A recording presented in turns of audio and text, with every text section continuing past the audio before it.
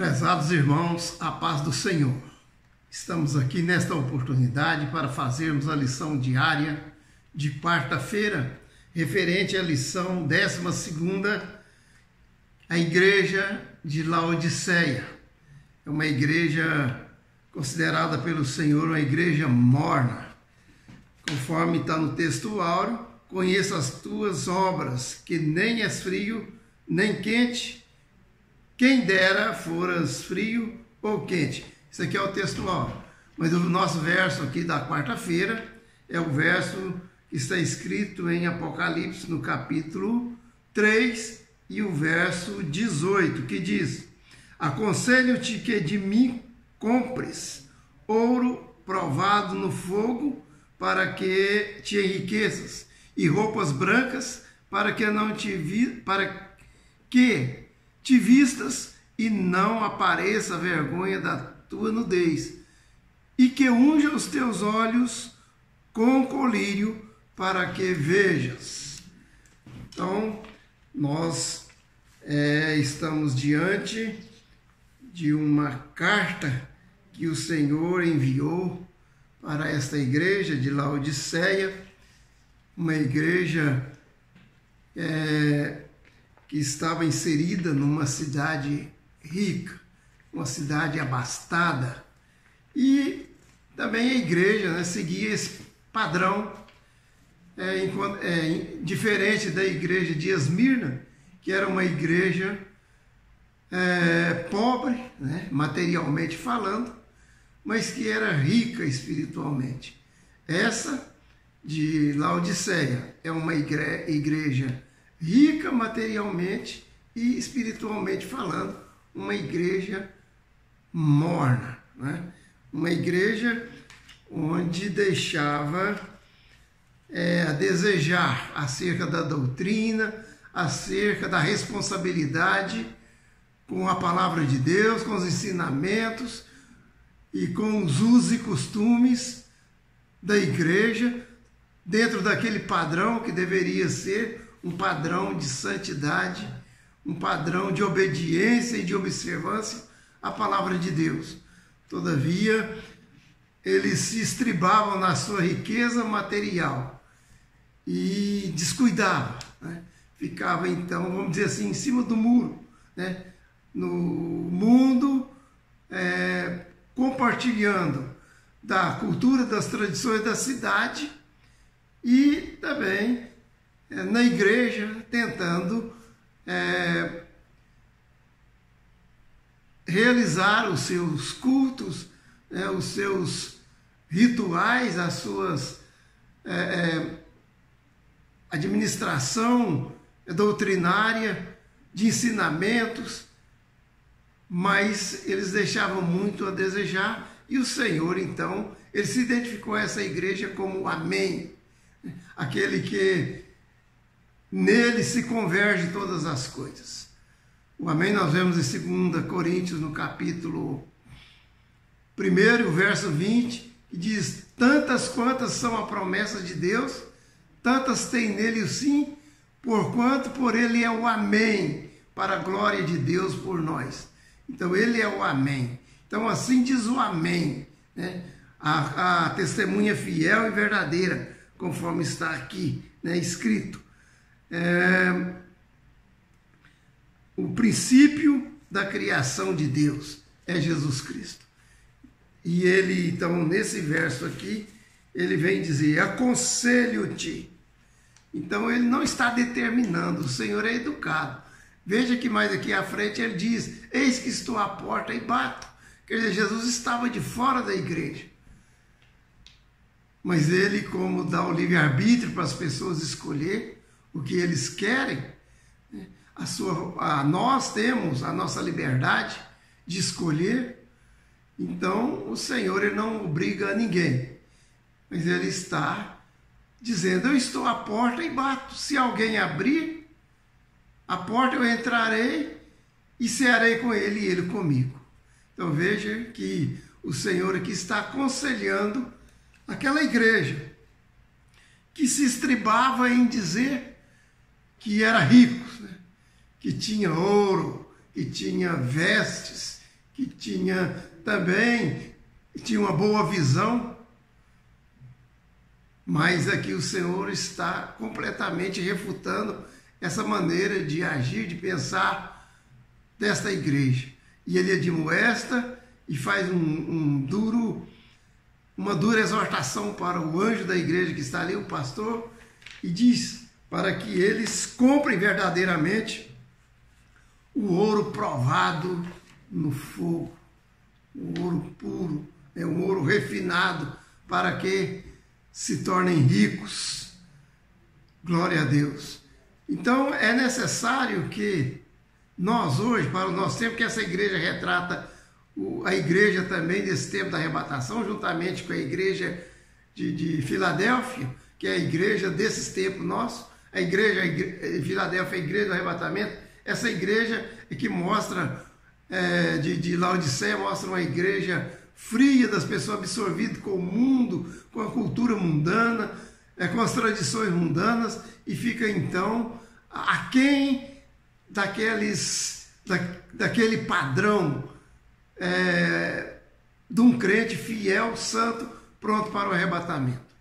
E o Senhor então faz uma dura advertência. Ele aconselha, né, que compre ouro provado, que adquira o ouro provado. Qual é esse ouro? Né?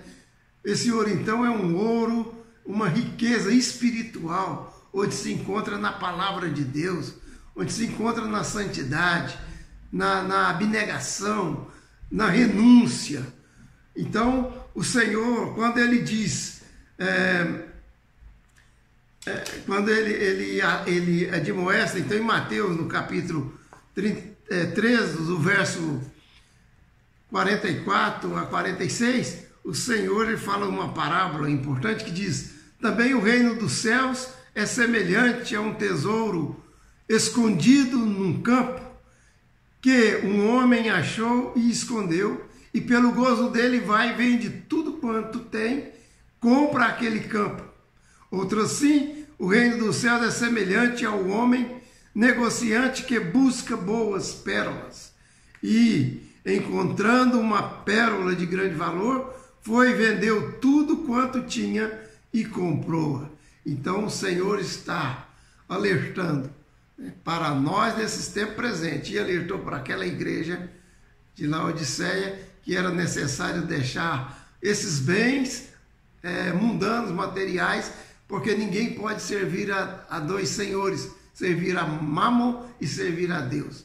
Então vende tudo que tem, porque já achamos uma pérola valiosíssima, né? E vamos comprar, né, as riquezas do reino do céu, onde o ladrão não rouba, a traça e nem a ferrugem destrói.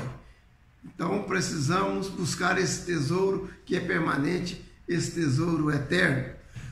Porque em Efésios 2 e o verso 8 diz: porque pela graça sois salvos por meio da fé, isso não vem de vós, é dom de Deus. Buscamos então a riqueza espiritual, essa riqueza que vem da fé, né? Pela graça de Deus, e nós podemos alcançar. Não precisamos dos nossos próprios méritos, né? Nossas obras, para que ninguém venha se vangloriar, mas nossa salvação depende exclusivamente da obra redentora de Cristo na cruz do Calvário. Então, compre ouro provado no fogo para que seja rico. Essa é um conselho que o Senhor está ali passando para a igreja. Em segundo lugar, aqui nós vemos no versículo, né, que diz aqui: e roupas brancas para que te vistas e não apareça a vergonha da tua nudez. Glória a Deus. Então, a pessoa precisa estar vestidos, né? Vestidos não de vestes do mundo, as vestes ditadas pelos artistas, né? Pelos senhores da moda, pela cultura mundana, mas sim vestir com certa singeleza, né, conforme a Bíblia ensina. Vestir com modéstia as vestes. Mas o que o Senhor está falando aqui é numa veste espiritual. É veste santa, quer dizer, vestir do Espírito Santo. Em Isaías, no capítulo 61, verso 10, diz: vós, porém, não estáis na carne, mas no Espírito. Não, esse aqui é Romanos 8 e 9, né? Vós não estáis na carne, mas no Espírito, se é que o Espírito de Deus habita em vós. Mas se alguém não tem o Espírito de Cristo, esse tal não é dele. Então vemos que a nossa veste, ela é espiritual. Precisamos, quem está no Espírito, ele se sente na consciência e na obrigação de estar devidamente vestido, com toda modéstia, com todo pudor, né, para dar um bom testemunho e ser realmente um cidadão do céu. Em Isaías 61, 10, que está escrito: regozijar-me-ei sempre no Senhor. A minha alma alegrará no meu Deus, porque me vestiu com roupas de salvação, cobriu-me com um manto de justiça, como um noivo que se adorna com turbante sacerdotal, e como a noiva que se enfeita com as suas joias. As joias do crente são as joias espirituais, são os dons espirituais, os frutos espirituais, conforme aqui o nosso comentarista, o pastor Jean, ele colocou, né, que nós precisamos estar vestidos, né, de vestes que vêm pela fé, ali retratando no Salmo 1, né, que são esses como árvore plantada junto a ribeiros de água, que produz seu fruto na estação certa, cuja folhagem não murcha, e tudo quanto fizer prosperará. Então sempre está como uma árvore verdejante, seja um tempo de seca, um tempo de faltas de chuva, mas ele está verdejante como uma árvore plantada junto aos ribeiros de água. Glória a Deus. Nós vemos também em 2 Coríntios capítulo 3, 18, que diz: mas todos nós, com o rosto encoberto, refletindo como no espelho a glória do Senhor, somos transformados de glória em glória na mesma imagem, como pelo Espírito do Senhor. Aleluia. Isso que o Senhor quer, estarmos sendo transformados de glória em glória. Isso que o Senhor chama, que o Senhor aconselha, que abra a porta do coração e deixe que o Senhor venha transformar, que o Senhor venha renovar, avivar, né, a igreja, cada coração, para que possam ser de glória em glória, estar na imagem, né, do Espírito do Senhor. Aleluia. Outro ponto aqui que o Senhor também aconselha é que, diz aqui: e que unjas os teus olhos com colírio, para que vejas. Tem uma tradição que fala que a cidade de Laodiceia era uma cidade que produzia colírios, né? Um produto para passar nos olhos, proveniente ali de águas que provinha de fontes quentes, né, rica em enxofre. Então eles faziam ali uma massa, né, e tipo uma pomada para ungir os olhos. Mas o Senhor aqui, ele está chamando para que as pessoas tenham uma visão espiritual. Essa visão se consegue através do conhecimento da palavra de Deus, da comunhão no Espírito Santo, né? na busca, na sede de ter o Senhor, conforme o Salmo 42, né? Como a corça que suspira pelas correntes das águas, assim suspira minha alma por ti, ó grande Deus. A minha alma tem sede de ti. Aleluia. Então nós vemos que a palavra de Deus, Salmo 119, 105 diz: lâmpada para os meus pés é a tua palavra e luz para o meu caminho. A palavra de Deus que ilumina, né, e nos faz andar no caminho reto do Senhor, para que não venha tropeçar em pedras, né? Então nós temos aí como enxergar, ver longe, né? Quando temos a palavra de Deus, Abraão, ele viu longe. Quando ele foi oferecer Isaac no Monte Moriá, o seu filho disse: meu pai, estou vendo o fogo e a lenha, mas e o cordeiro do holocausto? Onde está? Aí Abraão disse: meu filho, cordeiro para o holocausto, Deus proverá. Aleluia. Abraão já estava vendo o cordeiro de Deus, né? O cordeiro de Deus proverá, o Senhor proverá.